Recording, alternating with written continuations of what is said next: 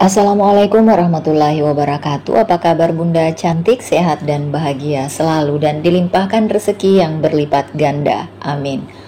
Part 8. Duda Jablay. Anton tidak menyahut, bahkan semakin mendorong tubuh istrinya tersudut di lemari. "Mas, mau warna apa?" Parmi semakin gugup. Saat ini wajah dirinya dan suaminya sangat dekat. Aroma min dari hembusan nafas suaminya hampir saja membuatnya lemah. "Saya mau..." "Tok tok, Non Parmi, ada tamu, namanya Ali." Ali sudah duduk dengan manis di ruang tamu keluarga Anton. Di samping kirinya ada tas berukuran tidak terlalu besar, sedangkan di samping kanan ada 4 kotak terbungkus kertas kado. Matanya menjelajah isi rumah dosennya tersebut. Tidak ada foto pernikahan Parmi dengan dosennya tersebut, memperkuat dugaan Ali bahwa pernikahan Parmi bermasalah. "Den Ali," sapa Parmi ramah, berjalan ringan sambil tersenyum ke arah Ali. Ali bangun dari duduknya lalu dengan semangatnya malah mencium punggung tangan Parmi saat Parmi mengulurkan tangan. "Biasanya bau bawang teh, kali ini bau minyak telon ya? Agak mendingan," kekeh Ali yang diikuti oleh tawa Parmi. "Duduk Den." Parmi mempersilahkan Ali untuk duduk kembali. Begitu juga dengan dirinya. Anton yang sudah rapi keluar dari kamar langsung menghampiri Ali dan juga istrinya. "Ada apa Li?" tanya Anton tegas dengan raut wajah tidak senang dengan kehadiran Ali. Apalagi saat ini Ali duduk bersebelahan dengan istrinya. "Pindah," tita Anton pada Ali, tangannya memberi kode agar Ali tidak duduk di dekat istrinya. Ali menarik nafas panjang dengan berat hati. Ia memindahkan duduknya jadi di ujung sofa. "Ibu, geser sedikit sayang." Anton membelah posisi antara Ali dan istrinya. Jadilah kini mereka duduk bertiga di sofa panjang empuk di ruang tamu dengan posisi Anton di tengah keduanya. "Ibu, apakah mereka telah berbaikan?" Ali bermonolog. Raut cemburu tampak jelas di wajah Ali. "Den Ali, apa kabarnya?" tanya Parmi ramah sambil memiringkan kepalanya agar dapat melihat Ali. "Saya sehat teh. Teteh bagaimana kabarnya? Kayaknya seger sekarang." Ali juga memiringkan kepalanya agar bisa melihat wajah Parmi. Sedangkan Anton di tengah masih diam saja dengan wajah tidak senang. "Saya sehat Den, tapi ya nggak sehat-sehat banget." Mata Parmi melirik wajah suaminya yang terlihat asam. "Ini saya bawa kado buat si kembar teh, sama bawain baju teteh yang ada di rumah. Siapa tahu teteh mau pakai," terang Ali masih dengan wajah penuh kehangatan memandang Parmi. "Alhamdulillah, makasih ya Den, jadi merepotkan Den Ali dan keluarga." "Ribet ngobrolnya, ada Mas di tengah gini, geser dong Mas," rengek Parmi yang kewalahan saat berbicara dengan Ali. Parmi mendorong tubuh suaminya agar mundur bersandar di sofa. Anton yang punggungnya terlempar di sandaran sofa kembali duduk tegak menghalangi pandangan Parmi terhadap Ali. "Payah deh, yuk Den, kita sarapan." Parmi bangkit dari duduknya, bahkan tangannya menarik tubuh Ali agar ikut berdiri. Anton hanya menonton dalam diam. Apa jangan-jangan istrinya memang sudah jatuh cinta dengan mahasiswanya? Ya Allah, jangan sampai Anton ikut berdiri menyusul langkah Parmi dan Ali ke ruang makan. Masih ada Bu Rasti dan Parmi yang sedang menyantap sarapan. "Mari sarapan Li," sapa Bu Rasti ramah. Ali ikut tersenyum lalu mengambil kursi tepat di depan Parmi, sedangkan Anton duduk di samping Parmi. Parmi menyendokkan nasi ke dalam piring lalu memberikannya kepada Ali, dan Anton hanya melongo memandang perlakuan Parmi pada Ali. Parmi yang melihat raut wajah Anton berubah merah karena kesal, berinisiatif berdiri. Ia mengangkat piring di hadapan Ali, memindahkannya ke hadapan Anton. "Suami itu yang utama, walaupun kamu tidak suka padanya. Paham itu Mi?" tegur Parmi cerdas. Ia melirik tidak suka pada Ali, begitu juga Bu Rasti. Parmi menunduk malu mendengar ucapan Parmi. Anton menarik nafas panjang. Ia meletakkan kembali sendok yang sudah ia pegang ke atas meja. "Saya berangkat dulu ya, Mi, Mama." Anton kesal dengan Parmi, tapi ia juga harus tahan diri, semua demi kebaikan anak-anak dan istrinya. Anton meninggalkan meja makan tanpa menikmati sarapannya. Sebelum ia keluar pintu, ia sempat mencium si kembar 3 dan berpamitan pada papanya. Ada rasa tidak enak hati pada suaminya. Benarkah sikapnya barusan sudah keterlaluan? Kini Bu Rasti pun meninggalkan meja makan. Ia menyusul suaminya di ruang TV yang sedang bermain dengan si kembar. "Maaf Den Ali, tidak kuliah?" tanya Parmi membuka percakapan. "Kuliah teh. Cepat habiskan sarapannya, setelah itu cuci piring," potong Parmi cepat sambil menatap horor ke arah Ali. "Setelah cuci piring, kamu baru boleh pergi. Tapi teh, setiap tamu yang ikut makan di rumah ini wajib mencuci piring. Kalau Den Ali menolak, tolong muntahkan lagi nasi yang sudah masuk ke dalam perut Den Ali barusan." Ali menelan salivanya. Kakaknya Teh Parmi sungguh mengerikan. "Teh, gak apa-apa kan ada bibi yang cuci piring?" bela Parmi pada Ali. "Gak apa-apa Teh Parmi, biar saya bantu cuci piringnya," sahut Ali ringan sambil tersenyum. Kini seorang pria tampan berwajah ala keturunan Arab sedang mencuci piring di dapur. Pemandangan sangat menggoda, terutama bagi bibi yang sedari tadi mengintip Ali mencuci piring. Bukan hanya satu buah, tapi semua piring makan anggota rumah, termasuk panci dan penggorengan yang kotor. Parni terkekeh tatkala melewati bibi yang sedang mengintip. "Anak muda itu kayaknya demen sama adik saya, Debi," bisik Parni pada bibi. "Baguslah, Non Parmi itu pantas dapat yang lebih baik dari Tuan Anton," cetus bibi pada Parni. "Tetapi keponakan saya lebih pantas dapat ayah kandungnya daripada ayah tiri," sindir Parni lagi, memandang bibi dengan tidak suka. "Saya tahu Anton sudah berbuat banyak kesalahan, tapi menyelamatkan pernikahan lebih utama, apalagi kini mereka memiliki 3 anak. Parni meninggalkan bibi yang terdiam, tidak bisa menyahuti ucapan Parni. Karena jauh dari lubuk hati yang dalam, bibi pun mengakui hal yang sama. Namun jika mengingat yang lalu, maka rasa benci terhadap anak majikannya Anton tidaklah mudah dilupakan, apalagi bagi Parmi yang mengalaminya setiap hari. Setelah menyelesaikan tugas mencuci piringnya, Ali berpamitan pada Bu Rasti dan Pak Andi, sedangkan Parmi sedang menyusui si kembar di kamarnya. Dengan langkah gontai, Ali melangkah keluar rumah Anton. Ia padahal masih ingin mengobrol lebih lama dengan Parmi, namun ia juga harus ke kampus. Masih muda dan tampan, malah demennya sama ibu-ibu. Emangnya gak ada perawan original di Jakarta ini? Sindir Parmi sambil menyiram tanaman di depan. Ia melirik sekilas wajah Ali, begitupun juga Ali. "Saya pamit Teh Parni," ujar Ali sambil menunduk. "Iya, jangan balik lagi ya," sahut Parni cuek sambil terus menyiram tanamannya. Ali menyalakan mesin mobil mewahnya, lalu pergi meninggalkan kediaman Anton. Sudah pukul 1 siang dan Anton belum makan apa-apa, bukan karena tidak lapar, tetapi lebih karena nafsu makannya menghilang karena kedatangan Ali tadi pagi. Apalagi terus saja melintas perlakuan Parmi pada Ali yang sangat manis. Hati Anton rasanya mendidih. Sebelum masuk ke kelas, ia membeli roti dan susu beruang di kantin kampus. Langkahnya pasti. Saat pukul 1 lebih 15 menit, jadwalnya mengisi mata kuliah ekonomi manajemen di kelasnya Ali. "Assalamualaikum, selamat siang semua," sapa Anton ramah sambil menyunggingkan senyuman ke semua mahasiswa yang ada di ruangan. "Waalaikumsalam, selamat siang Pak," jawab penghuni kelas serempak. "Keluarkan kertas kosong, kita kuis materi pekan lalu."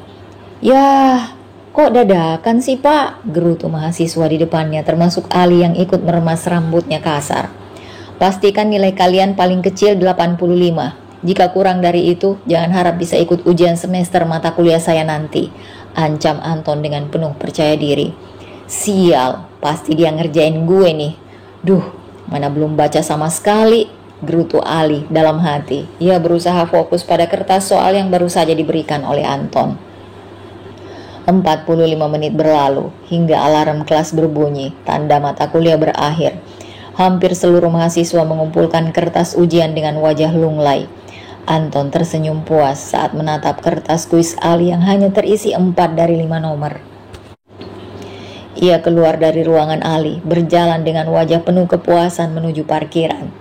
Diliriknya jam tangan sudah pukul 3 sore. 1 jam lagi jadwalnya mengajar di sebuah lembaga bimbel. Ya, sudah 2 hari ini Anton juga mengajar sebagai tenaga pengajar di sebuah lembaga bimbel, guna untuk menambah penghasilannya. Ia sadar betul Pengeluarannya pasti akan bertambah dengan kehadiran si kecil. Namun Anton yakin bahwa semua ini adalah rezeki bagi anak-anaknya. Ia menyalakan motor metiknya lalu pergi meninggalkan kampus. Ia mengajar bimbel anak SMA yang sedang persiapan memasuki universitas. Ia mengajar mata pelajaran matematika dan bahasa Inggris untuk siswa kelas 3 jenjang SMA. Parmi sudah mandi, begitu juga dengan ketiga bayi kembarnya. Kini mereka tengah digendong oleh neneknya, menikmati cuaca sore yang cerah. Parmi memeriksa ponselnya. Apakah ada pesan dari suaminya? Ternyata tidak ada. Ada rasa kecewa di sana. Kemarin suaminya siang hari melakukan video call dengannya. Dan juga si kembar. Apakah suaminya beneran marah? Pikir Parmi dalam hati. Mikirin apa sih Mi? Ampe pisang dilalarin gak tahu? Tanya Parmi sambil menautkan alisnya. Tangannya mengibas pisang goreng yang baru saja dihinggapi lalat. Sebelah tangannya tengah menggendong Aleta. Mas Anton marah gak ya teh? Perasaan aku tidak enak.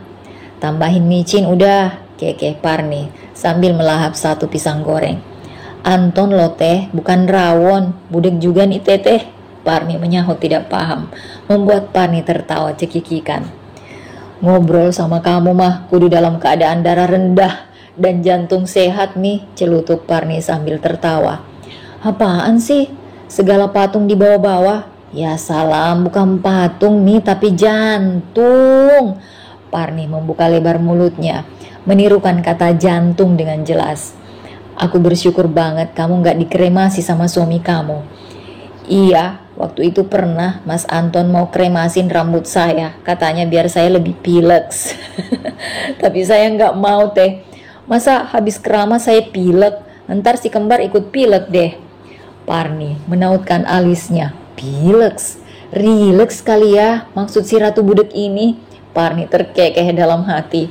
Sudah pukul 7 malam dan Anton belum pulang. Tumben, pikir Parmi. Apalagi tiada pesan dari suaminya. Mereka telah selesai makan malam. Si kembar tengah tidur pulas, jadi Parmi dapat makan dengan sedikit tenang. Walaupun jujur saat ini hatinya tidak enak karena sikap Anton hari ini. Anton tumben lama Mi, kemana katanya? Tanya Bu Rasti pada menantunya saat Parmi tengah membereskan piring makan di atas meja. Lembur mah, sahut Parmi asal, padahal satupun tidak ada pesan dari suaminya. Ya sudah, kamu tidur aja sekarang. Ya sudah, kamu tidur aja sekarang. Jadi nanti jam 10 si kembar bangun, kamunya seger. Tita Bu Rasti sebelum masuk ke kamarnya. Jangan lupa minta maaf ya Mi. Bagaimanapun Anton masih suami kamu dan ayah si kembar. Jangan sampai karena luka masa lalu membuat kamu durhaka pada suamimu. Tete lihat Anton sudah berubah. Beri kesempatan padanya sebelum kamu menyesal. Parmi mengingatkan Parmi dengan sungguh-sungguh. Ia berharap adiknya paham dengan maksud ucapannya. Iya teh, saya masuk dulu. Parmi pamit meninggalkan Parmi yang tengah mencuci piring. Parmi ikut terlelap di atas ranjang hingga ia tidak sadar saat suaminya pulang. Ia terbangun saat mendengar suara gemercik air dari dalam kamar mandi. Matanya membuka pelan kemudian menguceknya. Ia melihat tas ransel suaminya sudah tergeletak di meja kerjanya. Anton keluar kamar mandi hanya dengan melilitkan handuk di pinggangnya. Wangi sampo dan sabun yang biasa dipakai suaminya, begitu ia sukai, sangat segar menurutnya.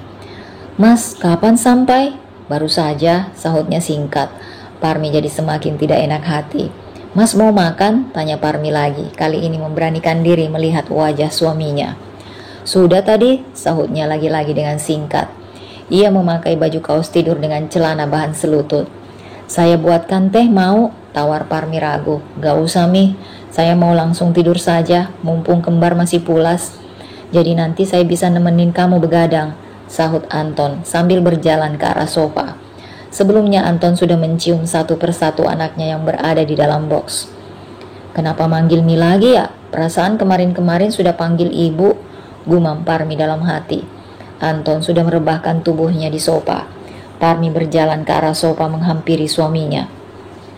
Ia duduk di ujung kaki suaminya, lalu memegang kaki suaminya dan memijatnya.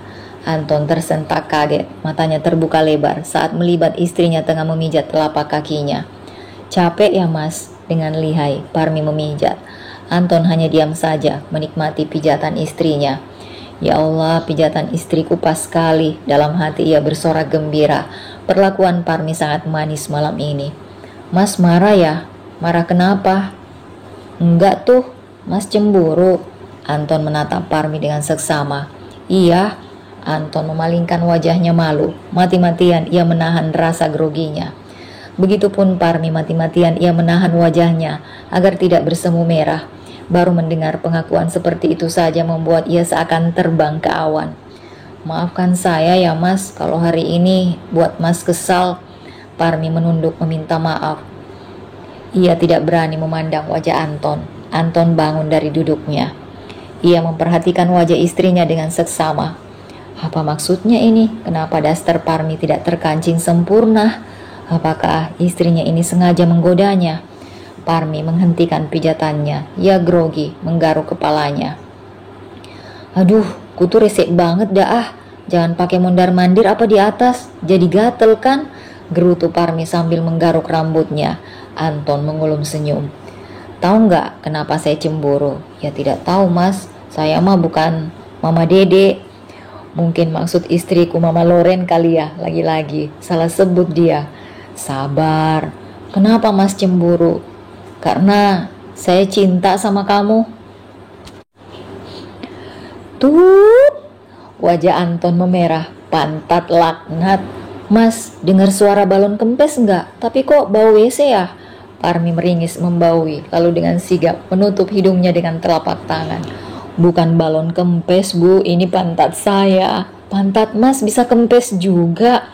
Tanya Parmi polos, sungguh ia tidak paham pembicaraan suaminya. Perasaan tadi bilang cinta, terus apa hubungannya dengan pantatnya yang kempes? Saya kentut, tegas Anton sambil menahan tawanya. Oh pantesan, pasti tadi Mas gak cebok ya, jadi bau bangke begini. Anton terbahak kembali. Maaf ya Bu, Anton menyeringai, mengambil jemari Parmi lalu mengusapnya lembut. Parmi mencoba menarik kembali dari tangannya Anton, namun tidak bisa karena Anton menahannya. Mas, sakit gak boleh IRT sama istri ih. Parmi mencebik wajahnya kesal bercampur malu. Anton terbahak. Aduh pinternya istriku, KDRT dia sebut IRT. Anton geli sendiri. Biar begini dulu Bu, masa pegang gak boleh, saya kangen loh. Emangnya ibu gak kangen sama saya? Tanya Anton sambil memegang dagu Parmi. Satu tangan lagi menggenggam jari Parmi. Enggak, orang jahat ngapain dikangenin? Sahut Parmi acuh, namun jemari kokohnya tetap melanjutkan pijatan di telapak kaki Anton. Anton berubah lesu. Benar saja, Parmi belum bisa betul-betul menerima dan memaafkannya. Udah Bu, tidur lagi deh sana, saya juga mau tidur.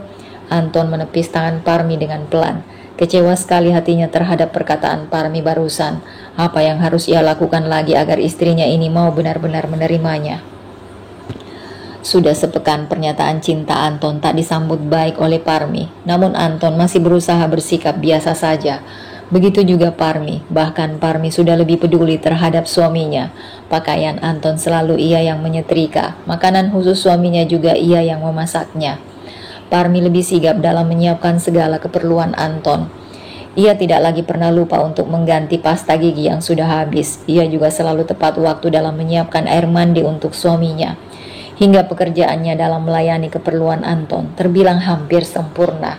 Anton bahkan memberikan kartu ATM serta uang gajinya pada Parmi semua. Ia hanya memegang beberapa lembar uang merah saja di dompetnya. Anton juga dengan sabar memberitahukan pada istrinya cara memakai kartu tersebut. Hanya saja, Parmi masih belum mau banyak bicara dan memaafkan Anton sepenuhnya. Anton juga belum ada mengulang kembali pernyataan cintanya, sehingga Parmi menganggap pada saat mengungkapkan rasa cinta sepekan yang lalu, suaminya itu sedang dalam keadaan kurang sehat. Parmi baru saja meletakkan ponselnya. Ali baru saja berkirim pesan mengatakan bahwa rumah sepi sejak tidak ada dirinya di sana. Parmi tidak sempat membalas karena suara tangisan si kembar tiga mendadak menggema di kamarnya. Aduh, paduan suara ibu kompak bener ya nyanyinya, ujar Parmi sambil mencium gemas Andrea, Aleta, dan Andini bergantian. Sebentar ibu ambil susunya dulu ya, setengah berlari. Parmi berjalan ke dapur mengeluarkan ASI di dalam lemari pendingin khusus ASI. Ia menghangatkan sebentar. Sepi, pada kemana semua ya? Gumamnya sambil melirik jam di dinding. Baru pukul 2 siang. Teng teng. Suara pagar terdengar diketuk. Parmi mengintip dari jendela dapur, namun tidak terlihat siapa. "Bi, ada yang ketuk pagar tuh," seru Parmi sedikit berteriak. Bibi keluar dari kamar dengan tergopoh sambil mengucek matanya. "Siapa non?" "Gak tahu Bi, gak kelihatan." Ia mematikan kompor, lalu menggoyang-goyang 2 botol susu yang sudah adem untuk diberikan pada bayinya. Ia berjalan kembali ke kamar. Kini giliran Aleta yang menyusu langsung padanya, sedangkan Andrea dan Andini minum melalui botol susu. "Tok tok, non, ada tamunya Tuan Anton, perempuan." Duk, jantung Parmi berdeguk kencang. Bahkan ia susah menelan salivanya. Siapa wanita tamu suaminya itu? Apakah pelakor? Sambil menggendong Aleta di tangannya, Parmi membukakan pintu untuk Bibi. "Bilang nanti saya temui, Bi, saya lagi menyusui." "Baik non." Bibi mengangguk lalu pergi meninggalkan kamar Parmi. Meskipun hatinya gelisah, namun Parmi masih bisa menyusui anaknya hingga tertidur. Parmi tersentak, ia mengucek matanya. "Ya Allah, ketiduran." Ia bergegas keluar kamar sambil merapikan bajunya. Wanita muda dan cantik sedang duduk di teras dengan wajah kusut. Tentu saja setelah 1 jam menunggu dan ditemani aneka nyamuk yang ingin berkenalan. "Siapa ya?" Wanita itu memperhatikan Parmi dari ujung rambut sampai ujung kaki. "Ini gak mungkin istrinya Pak Anton kan?" "Ini Mbak, saya mau bertemu dengan istri Pak Anton." "Oh iya, ada apa ya?" "Ini Mbak, saya mau menyerahkan tugas." Kedua tangannya terulur menyerahkan tumpukan clipping kepada Parmi. Parmi menerimanya sambil tersenyum. "Sampaikan salam saya kepada istri Pak Anton ya Mbak, saya Rani, mahasiswinya Pak Anton." "Jangan hilang apalagi sobek ya Mbak." Wajahnya cemberut menatap Parmi. "Permisi Mbak." Wanita muda itu tidak memberikan kesempatan kepada Parmi untuk memberikan penjelasan. "Hei, saya istrinya Anton Yasin ya, dosen kamu, bukan pembantunya," teriak Parmi kesal. Bibirnya mencebik. Tatkala melihat wanita muda di depannya tengah terkesiap kaget. "Ya Allah Bu, maaf Bu, saya tidak tahu, saya kirain pembantu." Wanita muda itu menunduk berulang kali meminta maaf dengan wajah memerah. Ia berlari meninggalkan rumah dosennya tersebut. Suara tawa jahat terdengar dari dalam. Parmi menoleh dan melihat Parmi kakaknya sudah ada di sana menertawakannya. "Dikirain pembantu ya?" ledek Parmi sambil menggendong Andrea yang ternyata terbangun dan merengek. "Iya teh, sebel." Parmi bersungut masuk ke dalam rumah dengan wajah sangat kesal. Ia melewati cermin yang terpajang di dinding ruang tamu. "Saya jelek ya teh?" "Bukan jelek Mi, tapi dekil. Ke salon sana. Sebelum suami kamu diambil mahasiswinya yang muda dan cantik-cantik, lebih baik kamu memperbaiki penampilan. Sana Gih, biar Tete jaga si kembar." Dengan penuh bujuk rayu, akhirnya Parmi pergi juga ke salon. Ia naik ojek yang sedang mangkal yang tidak jauh dari rumahnya, hanya sampai depan kompleks saja. Lalu ia melanjutkan perjalanannya dengan naik angkot. Sangat hati-hati, Parmi memperhatikan jalanan. Ia tidak ingin terlalu jauh-jauh juga dari rumah, khawatir nyasar. Maklumlah, ia jarang keluar rumah. "Nah, itu dia. Kiri bang," teriak Parmi lalu angkot tersebut berhenti. Parmi turun dan membayarkan uang 2.000 kepada sopir angkot. "Kurang Mbak, masa 2.000? Sentak sopir angkot sambil menatap Parmi dengan wajah tidak senang. "Kan deket Bang." "Kurang Mbak, tambahin 2.000 mah, jalan kaki aja." "Yah, jalan kaki mah capek saya Bang, ntar kalau saya kecapean gimana?" "Bodoh amat, bukan urusan saya." "Ya kok gitu? Kan Abah yang suruh saya jalan kaki, gimana sih?" "Astagfirullah, korek HP gue mana sih tadi ya?" umpat sopir angkot dengan wajah memerah kesal. "Buat apa korek Bang?" "Mau saya makan Mbak." "Tambahin 1.000 Mbak, ini ongkosnya kurang 1.000. "Bilang dong kurang 1.000, kenapa harus nyuruh saya jalan kaki segala?" omil Parmi sambil mengeluarkan uang 5.000 dari dalam saku bajunya. "Nih Bang, ambil semua aja." Tanpa kata lagi, Parmi meninggalkan sopir yang tersenyum sambil menggeleng-gelengkan kepalanya. Parmi menyusuri trotoar jalanan, matanya menatap senang saat membaca tulisan salon. Wah, pengunjungnya pasti orang kaya semua nih. Mobil keluar masuk terus, gumamnya sambil terus berjalan mendekati lelaki yang memakai seragam biru. Mas, saya mau nyalon. Oh iya bu, bisa. Mobilnya yang mana ya bu? Saya mas yang mau nyalon, bukan mobil. Lelaki itu terbahak. Maaf mbak, ini salon mobil mbak, bukan salon wajah. Oh gitu, jadi saya nggak bisa nyalon di sini, tanya Parmi yang masih kebingungan. Ya nggak bisa mbak, lelaki berseragam itu masih saja tertawa. Gimana sih, tulisannya salon tapi nggak bisa nyalon. Aneh banget ini usaha, omil Parmi sambil berjalan meninggalkan salon mobil tersebut. Sedangkan lelaki berseragam biru masih saja tertawa melihat Parmi mengoceh. Tidak jauh dari sana ternyata ada salon yang cukup besar. Parmi masuk ke dalamnya dan disambut dengan ramah. Assalamualaikum. Parmi masuk ke dalam pagar rumahnya. Parni dan Bu Rasti yang sedang menemani si kembar main sore ini terheran melihat wanita cantik yang baru saja datang. Waalaikumsalam, sahut keduanya melongo. Tapi itu bajunya Parmi tadi deh, Parni bermonolog. Cari siapa mbak? Tanya Bu Rasti. Mama ini Parmi. Parmi tersenyum malu-malu melihat reaksi mertua dan kakaknya. Masya Allah, ini kamu. Ya Allah, cantiknya mantu mama, puji Bu Rasti sambil memeluk Parmi. Parmi masih saja terperangah, mulutnya terbuka tak percaya. Parmi duduk sambil menyeringai memegang rambutnya. Bagus enggak mah rambutnya diginiin? Rambut lurus Parmi dibuat berombak dan berwarna sedikit merah. Wajah Parmi tampak mengkilat dan tubuhnya juga wangi. Bagus banget sayang, ini Anton pasti enggak kenalin kamu. Bu Rasti menatap takjub menantunya yang sudah berubah wujud dari ulat sawi menjadi kupu-kupu yang cantik. Kamu ke salon mana Mi? Sampai pangling gini? Parmi berjalan mengelilingi Parmi. Sungguh saat ini ia bahkan iri dengan wajah cantik adiknya yang berubah 100%. Nama salonnya lupa teh, tapi ada foto artis di sana. Ada Ayu Ting-Ting, Sarwenda, sampai Inul nyalon di situ teh. Apa? Kamu ke salon artis? Bu Rasti dan Parni memekik terkejut. Pukul 8 malam, Anton pulang dengan wajah kuyu dan lelah. Mama dan papanya masih berada di ruang TV bersama kakak iparnya. Assalamualaikum, malam, ma, pa, teh. Waalaikumsalam, lembur lagi Ton. Iya ma, saya masuk dulu ya. Bu Rasti dan Parni saling pandang, keduanya tersenyum. Krek.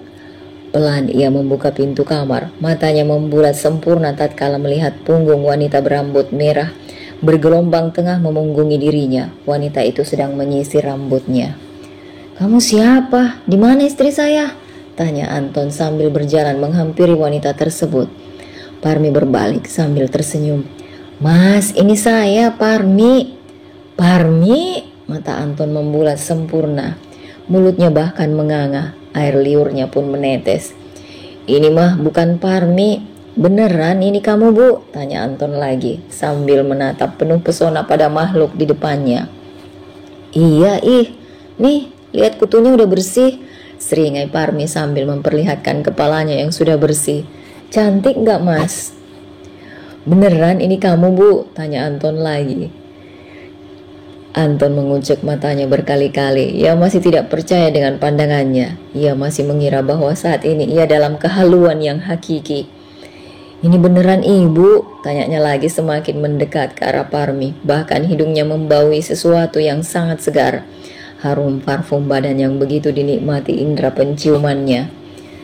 Ini lihat, semak belukarnya masih rimbun. Parmi menyeringai sambil mengangkat tangannya tinggi hingga nampaklah sesuatu yang rimbun. Anton terkekeh, tidak salah lagi kalau begitu. Tapi kok bisa berubah bu? Tangan Anton meraih rambut Parmi yang baru saja ia curly di salon. Jangan pegang, nanti rontok.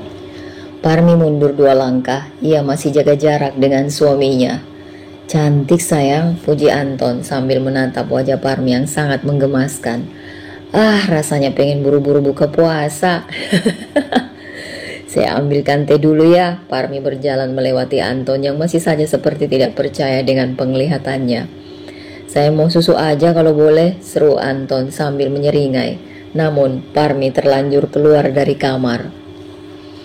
Parmi membuatkan susu coklat hangat untuk suaminya. Ia juga membawakan kentang kukus sebagai cemilan malam suaminya. Penghuni rumah sudah sepi. Parmi kemudian mematikan lampu depan dan juga ruang tengah. Hanya tersisa lampu dapur yang masih menyala. Parmi meletakkan nampan di atas meja. Ketiga anaknya masih tertidur pulas. "Yah, alamat sebentar lagi bangun nih," gumam Parmi sambil melirik jam di dinding. Parmi menangkap suara aneh. Ia menoleh ke kanan dan ke kiri. Namun tidak ada siapa-siapa. Gendang telinga Parmi sudah di-upgrade agar dapat dengan cepat mendengar suara-suara seperti ini. Parmi merinding ketika suara seperti orang kesakitan itu terdengar lebih nyaring. Bukan kesakitan, Oneng, itu keenakan.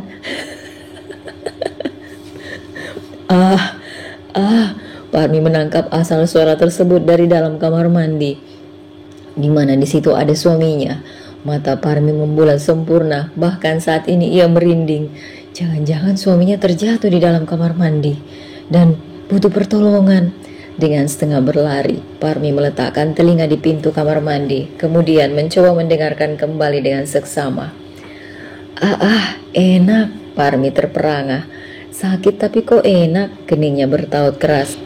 Otaknya tidak sampai memikirkan penyakit apa yang bikin enak. Tok tok, Mas sakit apa? Buka Mas. Anton terkesiap. Kegiatannya terhenti. Ia membuka pintu kamar mandi lalu menyembulkan kepalanya.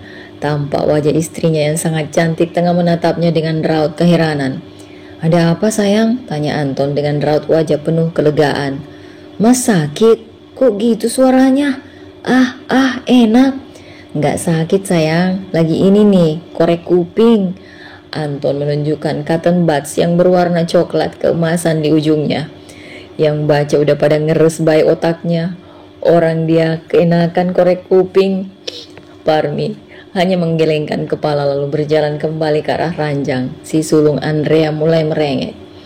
Matanya terbuka lebar. Parmi dengan sigap mengangkatnya lalu menyusuinya.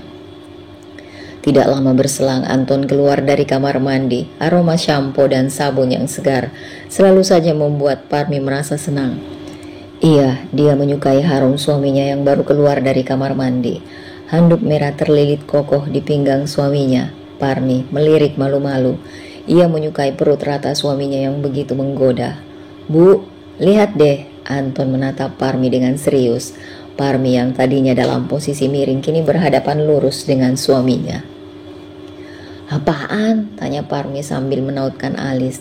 "Lihat Bu, Papa punya sulap, lihat ya." Parmi benar-benar menanti sulap yang dibicarakan suaminya. "Wah, Papa hebat Kak, bisa sulap, lihat tuh." Anton bersiap. "Nih," Anton memeragakan payudaranya naik turun, kadang cepat, kadang lambat. "Wah, keren banget Mas," puji Parmi sambil terpesona. "Kalau Ibu mau, Papa bisa ajarin naik turun gitu neneknya." Mesum, modus, move on. "Iya Mas, saya mau, lucu ya." Parmi terkekeh sendiri. "Bisa dapat duit kita ya Mas, kalau berdua bisa sulap naik turun tetek begitu." Seru Parmi dengan tatapan memuja suaminya. Jangan, itu hanya khusus sulap kamar Bu." "Oh iya, nanti habis menyusui Andini dan Aleta ajarin ya Mas." "Alhamdulillah wa syukrillah," pekik Anton girang dalam hati. Dengan cepat ia mengganti pakaiannya, lalu makan 2 potong kentang kukus dan minum susu coklatnya hingga tandas.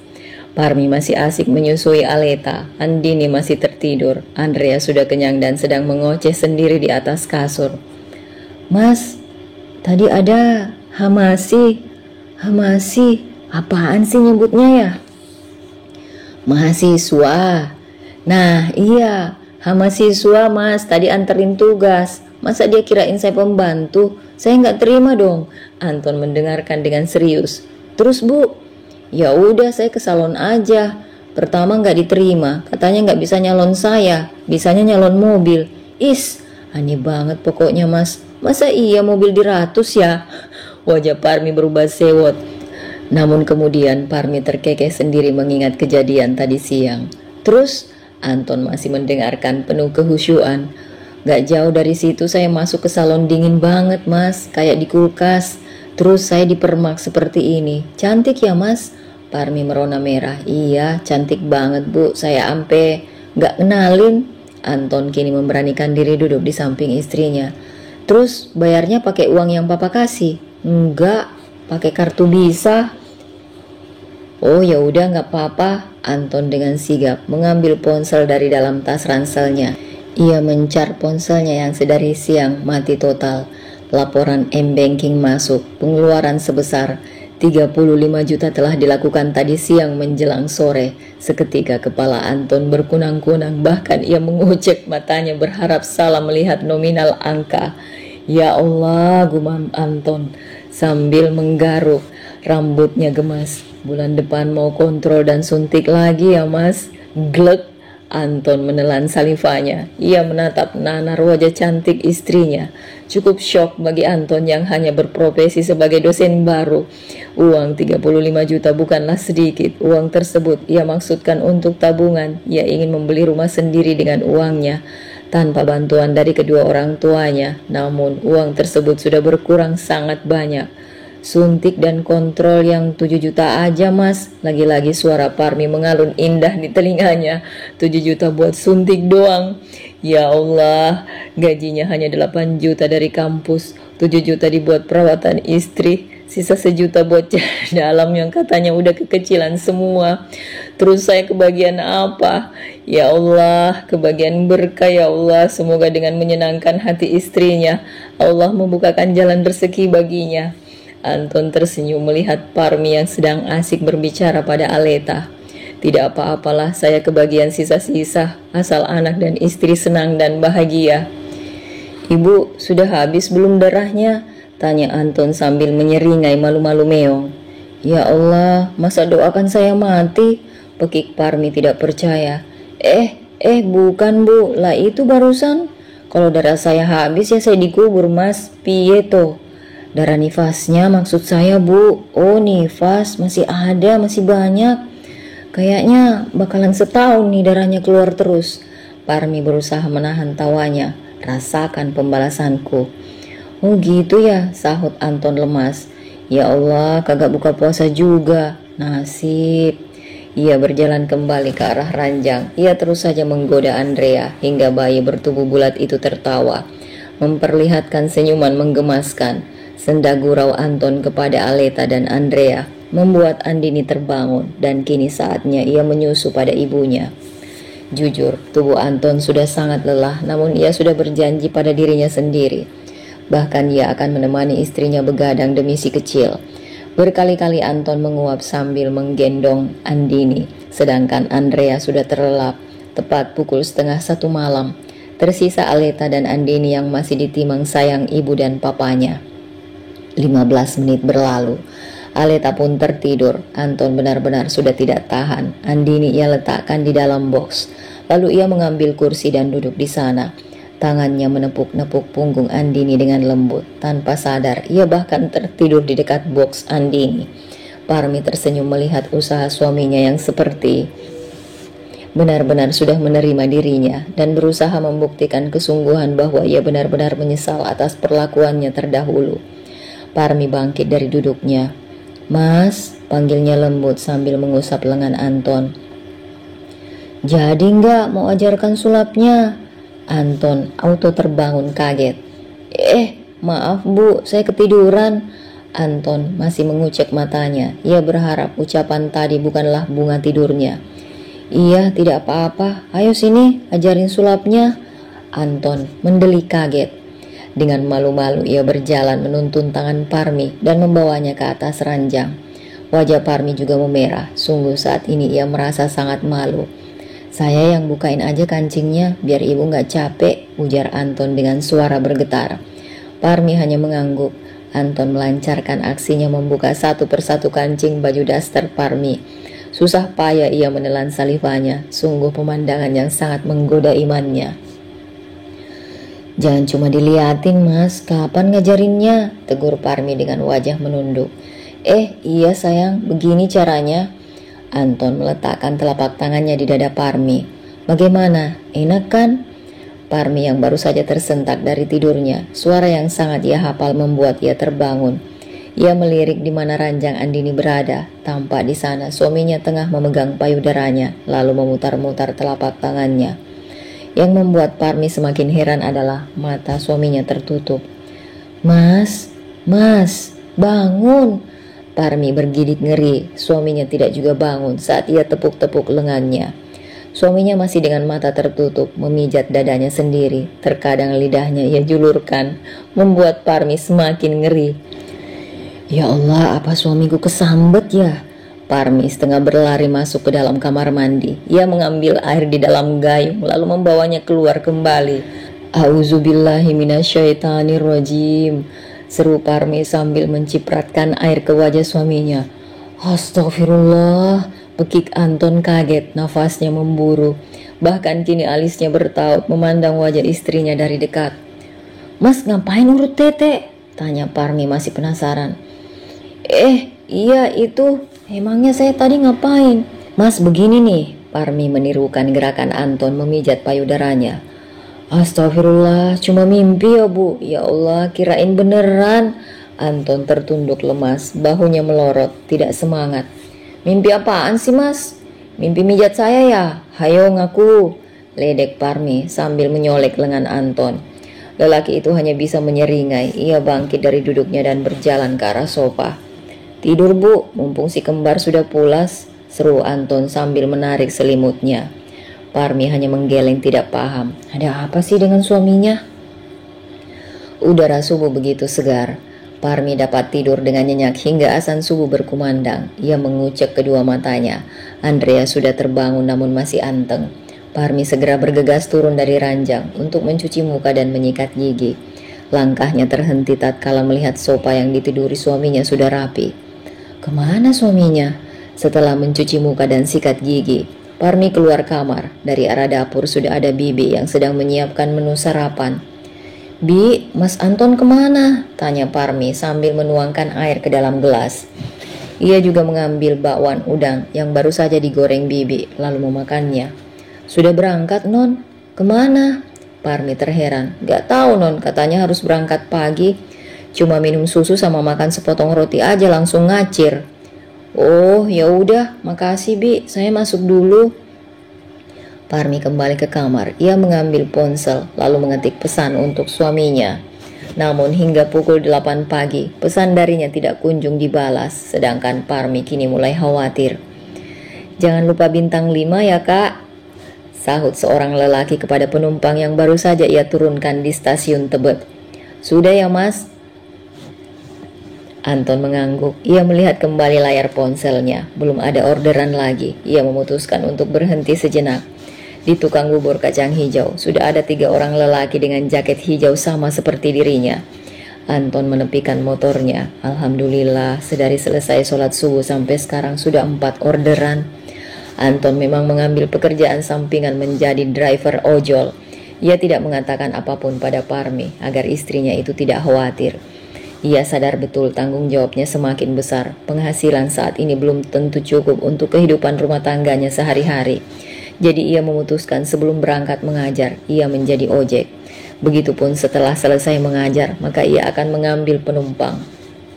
3 hari sudah ia jalani dan hasilnya cukup lumayan. Hanya saja tubuhnya saat ini terasa sangat kelelahan. Namun tidak mengapa, ia akan terus semangat mencari rezeki untuk anak istrinya. Senyum Anton merekah jika mengingat wajah Parmi dan ketiga buah hatinya. Misi Kang, gabung ya, izin Anton sambil menundukkan kepalanya. Senyumnya juga secercah mentari pagi ini.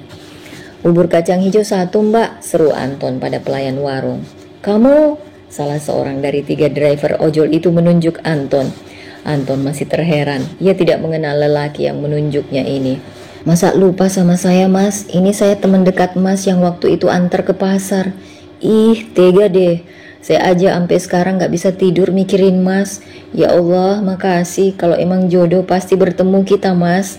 Ya Allah mas, saya masih gak percaya dengan semua ini. Pekiknya senang sambil berdiri dari duduknya. Anton bergidik ngeri.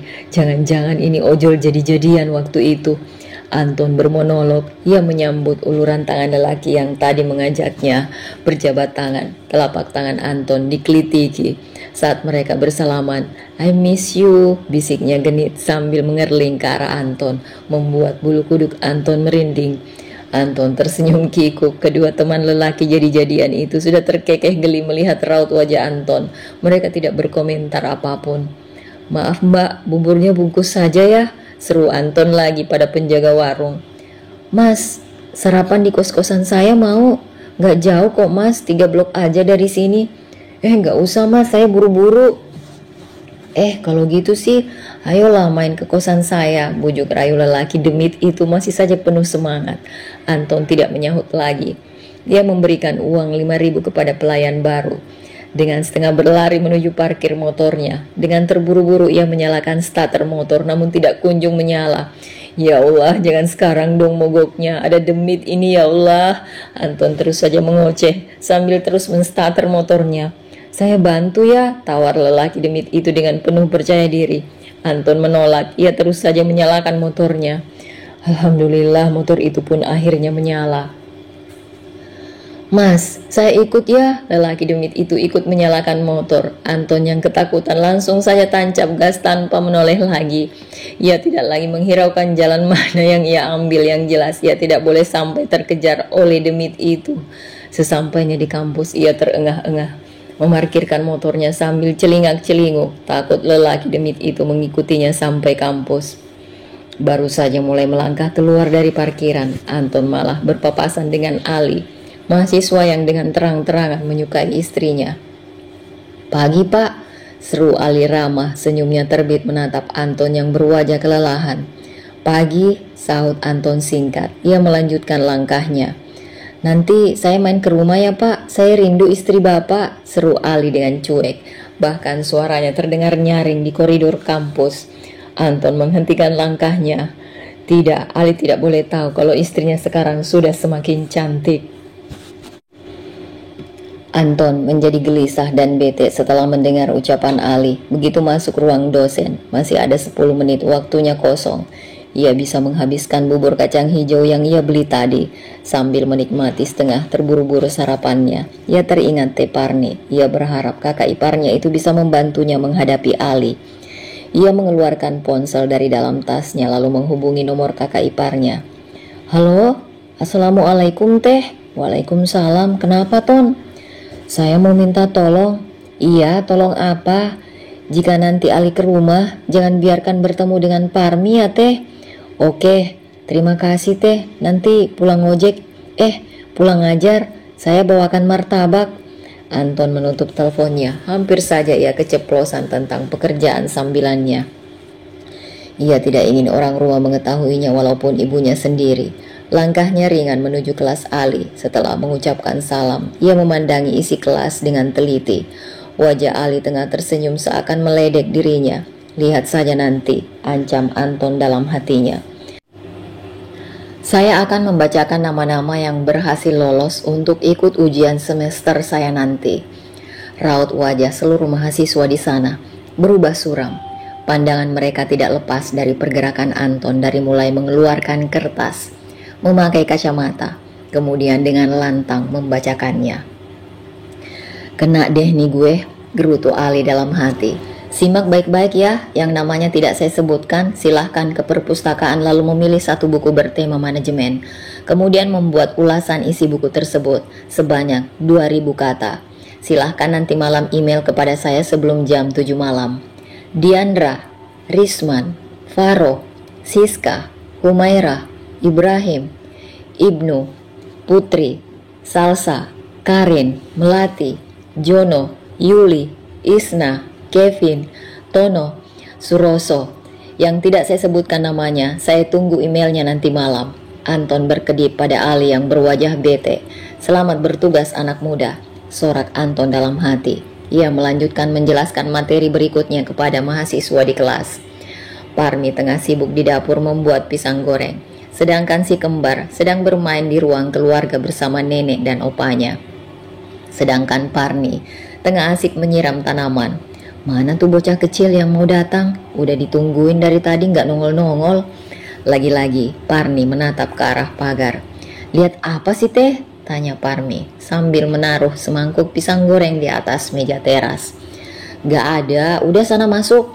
Pak Mali habis lahiran duduk di teras sebelum 40 harian." "Pak Mali siapa? Gak kenal saya teh, pacar Teteh ya?" ledek Parmi sambil terkekeh. "Pak Mali, bukan Pak Mali." "Parmi, untung banget laki lu kagak jantungan hidup sama lu, Mi. Apaan sih Teteh malah marah?" "Ya kalau nggak ada jantung ya matilah," sahut Parmi sambil menggelengkan kepala. "Gue yang oneng apa dia sih sebenarnya?" gumam Parmi sambil memijit kepalanya yang tidak sakit. Parmi masuk kembali ke dalam rumah. Terdengar suara tangisan bayi kembar dari ruang keluarga. Parmi segera menghampiri kedua mertuanya yang tengah menggendong Aleta dan Andini. Sedangkan Andrea masih merengek ingin juga digendong. "Cep, anak ibu haus ya?" Parmi duduk di kursi sambil menggendong Andrea. Tanpa permisi ia membuka kancing baju dan juga menggeser bra. "Papa merem," pekik Bu Rasti pada Pak Andi. Mertua laki-laki Parmi hanya terkekeh. Wajahnya juga malu karena hampir saja melihat yang seharusnya tidak boleh ia lihat. Sedangkan Parmi masih cuek saja dengan enteng menyusui Andrea sambil berceloteh. Deru motor berhenti tepat di depan pagar rumah Bu Rasti. Parmi yang kini tengah menyapu daun-daun kering di halaman menoleh ke pintu pagar. Tampaklah sosok lelaki yang dibicarakan adik iparnya tadi siang. Lelaki tinggi tampan itu sedang membuka helm besarnya. "Assalamualaikum teh," sapanya ramah sambil menyembulkan kepalanya dari luar pagar. "Waalaikumsalam. Ada bocah. Ada apa, Cah?" "Hehehe," Ali terkekeh mendengar Parmi menyebutnya bocah. "Udah gede teh, bukan bocah lagi. Teh Parminya ada nggak?" "Nggak ada, lagi pergi keluar sama mertuanya." "Yah, padahal saya udah kangen berat teh. Kangen sama istri orang. Aneh banget," cetus Parmi masih melanjutkan acara menyapunya. Pintu pagar belum juga ia bukakan. "Teh, bukain dong, saya mau masuk," rengek Ali dari depan pagar. "Nggak ada kuncinya di bawah mertuanya Parmi," sahut Parmi asal. Dalam hati ia terkekeh. "Yah, jadi saya nggak bisa masuk teh." "Nggak bisa." "Yah, Teteh mah tega, saya mau ketemu Teh Parmi." "Iya, tapi kunci pagarnya nggak ada. Lagian kamu segitu getolnya mau ketemu istri orang, nggak takut dimutilasi sama suaminya?" tantang Parmi sambil menatap horor wajah Ali. Wajah anak muda itu tiba-tiba pias. "Kemarin saya baca berita kriminal. Oke teh, sampaikan salam saya buat Teh Parmi ya." "Mama dan Papa juga titip salam," potong Ali cepat. Ia mengalah. Dengan lesu ia memakai kembali helmnya dan tanpa melihat dan permisi kepada Parmi, Ali melajukan motornya begitu saja. Parmi sambil geleng-geleng kepala dibuatnya. Alhamdulillah, satu masalah selesai. Parmi mengembalikan sapu lidi dan pengki ke tempatnya. Ia mencuci tangan di keran air lalu masuk ke dalam rumah melewati pintu samping. "Tadi Teteh bicara sama siapa di depan?" tanya Parmi penasaran. Itu orang nanya alamat rumah. "Mana Teteh tahu?" sahut Parmi asal. Dia mengambil keripik bawang dari dalam toples lalu mengunyahnya. "Enak ya buatan kamu, Mi," puji Parmi sambil menikmati kriuknya keripik bawang buatan Parmi. "Pantesan suami kamu kayaknya tambah cinta." Parmi yang sedang merebus botol susu milik si kembar menghentikan aktivitasnya seketika. Ia menoleh pada Parmi. "Menurut Teteh, Mas Anton sudah benar-benar berubah?" Parmi mengangguk pasti. "Bukan karena ada si kembar saja." Parmi menggeleng. "Mas Anton kira-kira mencintai saya tidak ya?" Parmi mengangguk. "Teteh waras enggak?" Parmi menggeleng. Parmi terbahak. Gila kalinya, dari tadi cuma mengangguk sama geleng. Jangan bilang Teteh tunarungu. "Tunawisma oneng, bukan tunarungu," tolak Parmi menginterupsi. "Budek dong kalau tunawisma." Bu Rasti dan suaminya hanya bisa terbahak sambil menutup mulutnya. Tanda Parmi dan Parmi sadari Bu Rasti dan Pak Andi sedang menguping pembicaraan mereka. Sungguh kakak beradik yang lucu dan ajaib. Betapa beruntung sekaligus apeslah lelaki yang meminangnya. "Mah, Papa jadi bingung, tunawisma apa sih? Gelandangan bukan?" Bukan Pak, tapi nggak bisa bicara. Bu Rasti tertawa keras. Ya salam, dia ketularan Oneng menantunya. Sudah pukul 9 malam, Anton belum juga pulang. Parmi sudah sibuk berdiri di ruang tamu, mengintip dari jendela berharap deru motor suaminya sampai di depan rumah. Namun hingga pukul 9 lebih 15 menit, Anton belum juga pulang. Parmi mencoba menghubungi nomor telepon suaminya. Nomor yang Anda tuju sedang sibuk. Hei, kamu siapa? Kenapa kamu yang mengangkat telepon suami saya? Silahkan hubungi beberapa saat lagi. Hei, pelakor, di mana suami saya? Parmi emosi saat mendengar suara wanita yang menyambut telepon suaminya. Telepon itu terputus. Parmi dengan kesal mencoba menghubungi nomor suaminya kembali. Nomor yang Anda tuju sedang sibuk. Pelakor sialan, di mana laki gue? Silahkan hubungi beberapa saat lagi. Gue cincang loh. Di mana rumah lo? Tut, tut.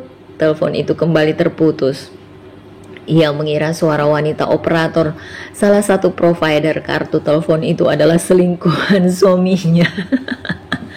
Parmi menangis terseduh. Ia cemburu pada wanita yang berbicara di telepon suaminya. Hati dan kepalanya panas. Dengan langkah lebar ia berjalan ke arah kamar Parmi dan menitipkan si kembar yang tengah tertidur. Kamu kenapa Mi? Tanya Parmi dengan raut khawatir. Karena wajah cantik Parmi sembab karena air mata. Saya mau keluar sebentar. Tidak boleh Mi, sudah malam. Parmi berdiri dari duduknya bermaksud menahan Parmi agar tidak keluar malam. Namun sangat disayangkan, Parmi tidak mendengar larangan kakaknya. Setengah berlari, Parmi keluar dari rumah. Dia tidak tahu harus kemana. Namun satu yang pasti, ia harus mencari di mana suaminya. Terima kasih Pak Anton. Wah, saya tidak menyangka bakalan dapat sopir ojol tetangga saya sendiri. Hehe, iya Pak, lumayan buat tambahan uang bulanan istri Pak. Tapi tolong jangan bilang mama, papa dan juga istri saya ya. Saya tidak mau mereka khawatir Pak, jika tahu saya jadi supir ojol sebagai sampingan. Wah, keren sekali Pak Anton ini. Semoga berkah rezekinya ya Pak, penumpangnya banyak terus, ujar penumpang Anton yang tidak lain adalah tetangganya sendiri. Amin, terima kasih Pak.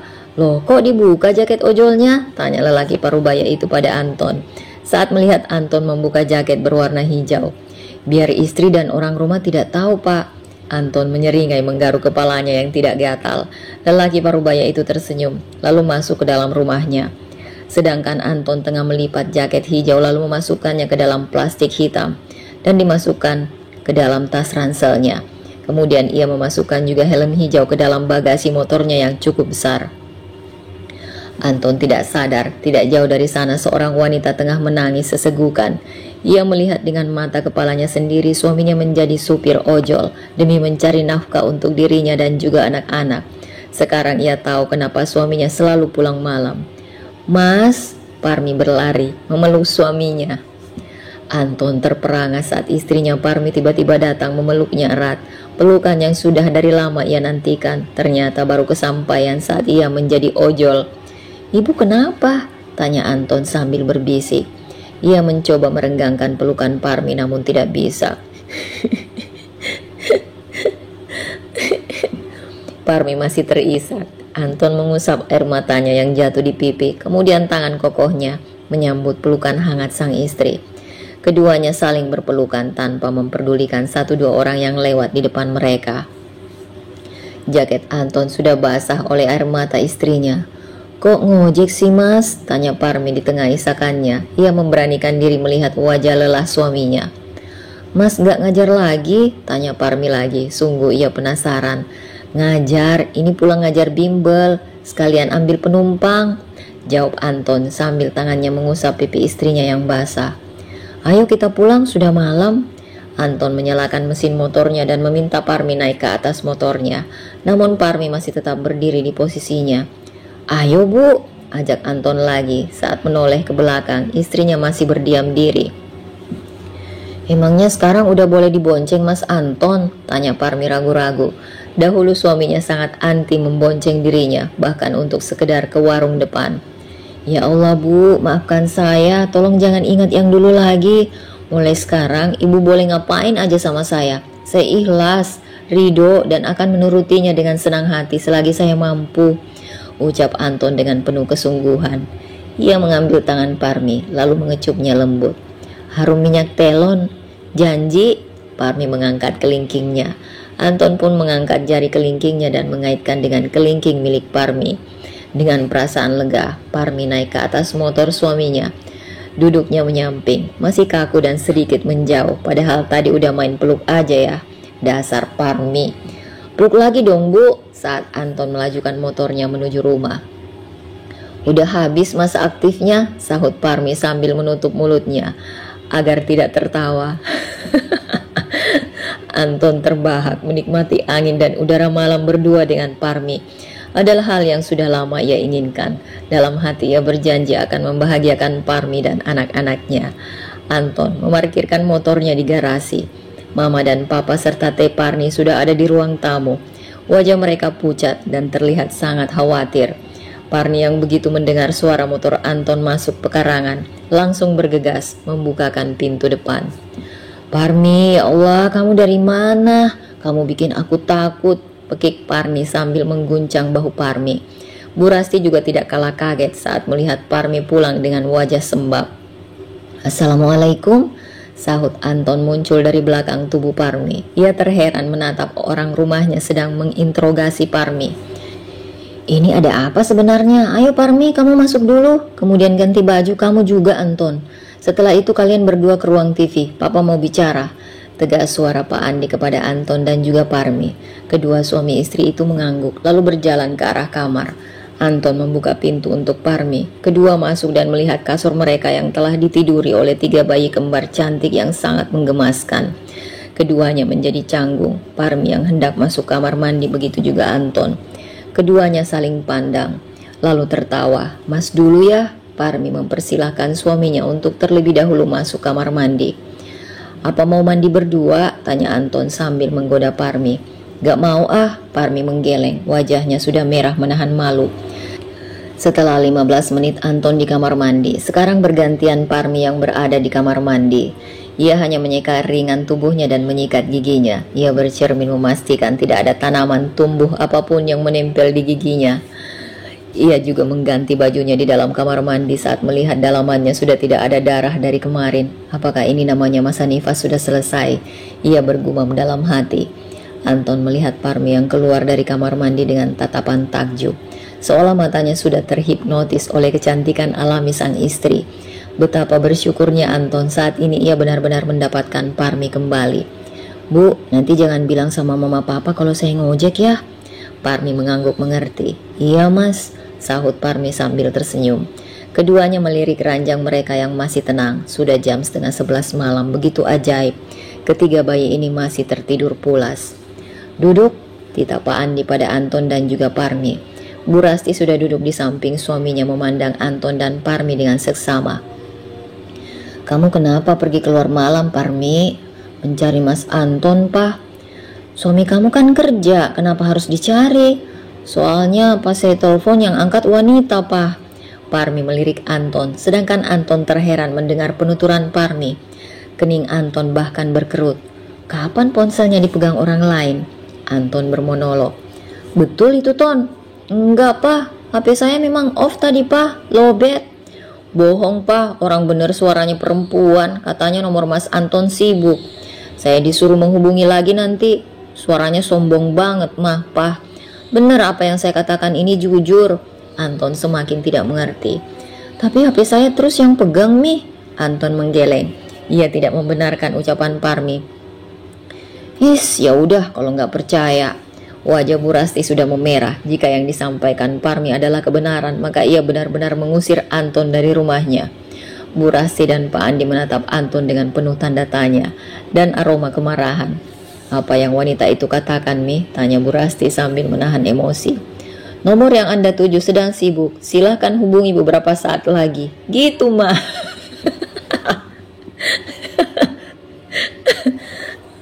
Anton dan kedua orang tua terbahak. Bahkan suara tawa mereka yang menggema membuat Parmi keluar dari kamarnya. Ia melihat dari dapur. Kayaknya adik gue lagi nih bikin lawak, gumam Parmi sambil berpura-pura menuangkan air ke dalam gelas. Saya marah aja mah. Saya bilang, hei pelakor, di mana suami saya? Saya bentak keras mah. Malah ngomongnya gitu mulu. Oce Parmi semakin membuat mereka yang ada di sana tertawa. Anton membalik tubuhnya hingga menghadap Parmi. Itu suara operator kartu telepon, Bu, bukan suara pelakor. Kedua tangan Anton menangkup kedua pipi Parmi yang tiba-tiba memerah. Bahkan Parmi sampai melongo melihat perlakuan Anton barusan. Apakah Anton dan Parmi sudah berdamai? Maksudnya? Alis Parmi bertaut. Jika HP kita mati, maka saat ada yang menelpon dijawab oleh pelakor. Sela Parmi cepat sambil melirik sengit Anton. Lagi-lagi mereka tertawa. Laki saya sama keluarganya dari tadi ngapa ya? Ketawa mulu, aneh. Bukan sayang, dijawab oleh petugas operatornya. Anton dengan sabar menjelaskan kepada Parmi secara perlahan. Bahkan Anton mempraktekkan langsung menelpon nomor ponsel Parmi saat dalam keadaan mati. Maka akan terdengar kembali suara wanita tersebut. Udah paham sekarang? Tanya Anton pada Parmi. Wanita secantik aura kasih itu mengangguk sambil menyeringai. Alhamdulillah, masalah satu selesai. Sekarang kamu, Ton. Kenapa pulang malam terus? Tanya Pak Andi kembali serius menatap anak lelakinya. Mas Anton ngojek sepulang ngajar, Pak, sahut Parmi penuh semangat. Bahkan kini ia tersenyum pada suaminya, senyuman penuh terima kasih, sedangkan Anton hanya pasrah. Bahkan ia meremas rambutnya kasar. Perasaan tadi dia sudah berpesan agar tidak bicara apa-apa pada orang tuanya. Lah, malah diomongin. Akhirnya Anton memberikan penjelasan kembali pada orang tuanya. Mereka terlihat marah dan tidak terima, bahkan Anton disuruh berhenti mengajar dan ngojek. Pak Andi meminta Anton bekerja di perusahaan ekspedisi miliknya. Perusahaan yang dari awal dirintis oleh papanya, selalu saja ia enggan menanggapinya. Demi keluarga kamu, carilah pekerjaan yang lebih menjanjikan penghasilannya, ujar Pak Andi lagi. Saya suka mengajar, Pak. Saya akan tetap mengajar saja, ucap Anton tegas, namun tetap tersenyum kepada orang tuanya. Baiklah, jika sudah menjadi keputusan kamu, 2 hari lagi, tepat 40 hari kelahiran kembar, Mama dan Papa sudah merencanakan membuat akikah untuk kembar. Parmi, besok minta ibu kamu datang ke Jakarta ya, pasti dia sudah rindu dengan anak dan cucunya. Parmi dan Anton saling pandang sambil menyunggingkan senyum. Terima kasih buat istri saya Parmi yang membuat saya sadar akan arti cinta yang sesungguhnya. Aku mencintaimu dengan segenap jiwaku. Anton mencium bibir Parmi sekilas hingga wanita itu hanya melotot kaget antara senang, kaget dan haru bercampur jadi satu. Tidak jauh dari sana ada lelaki muda yang terbakar api cemburu. Ia melihat Anton dan Parmi berciuman. Sungguh membuat ia sakit hati dan tidak terima. Ia meninggalkan ruang tamu keluarga Anton, setengah berlari keluar dari sana menuju taman belakang. Ali mengepalkan tangan begitu kuat, rahangnya juga tampak mengeras. Den Ali kok di sini? Tegur Parmi saat hendak mengambil lap kering di belakang. Ali menoleh kepada suara yang mulai familiar di telinganya. Anak muda itu memperhatikan Parmi, kakaknya Parmi. Dengan berjalan cepat, Ali mendekati Parmi dan Ali mencium kasar bibir Parmi. Parmi yang hampir saja tersihir dengan ciuman pertamanya, langsung tersadar dengan sigap Parmi menjambak rambut Ali yang mulai gondrong. Merasa kesakitan, Ali melepas ciumannya, menatap bibir Parmi yang merah merekah. Dasar bocah mesum, sial. Parmi terus saja memukul lengan Ali membabi buta.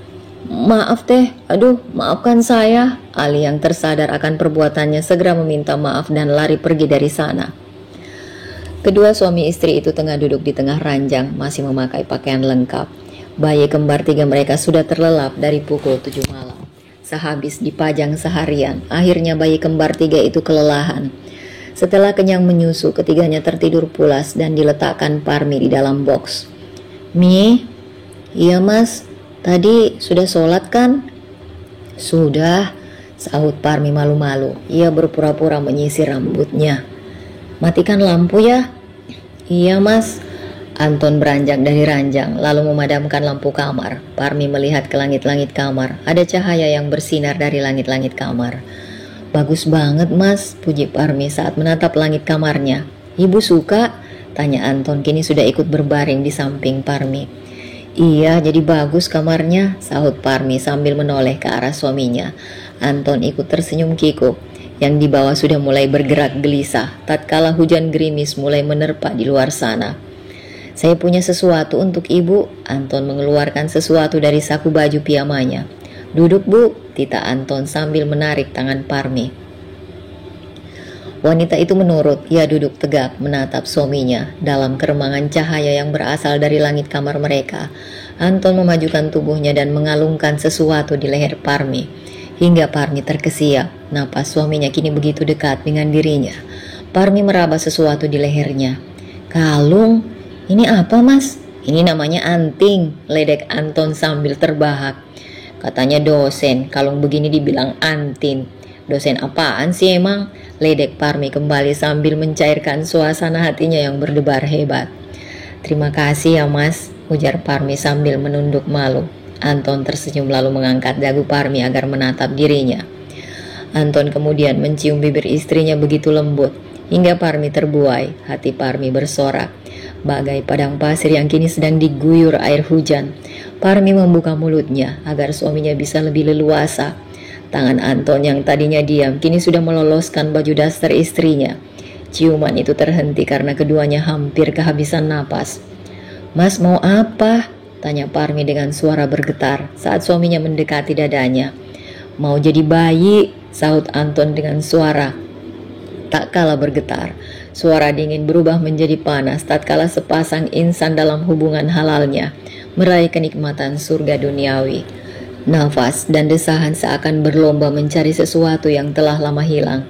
Keduanya memekik tegang tatkala tujuan itu digapai oleh keduanya. Peluh bercucuran dari tubuh dua anak manusia. Keduanya masih saling berpelukan, erat merasai suhu tubuh yang perlahan mereda. Terima kasih Bunda Cantik sudah menyimak kisahnya hingga tamat, semoga terhibur. See ya.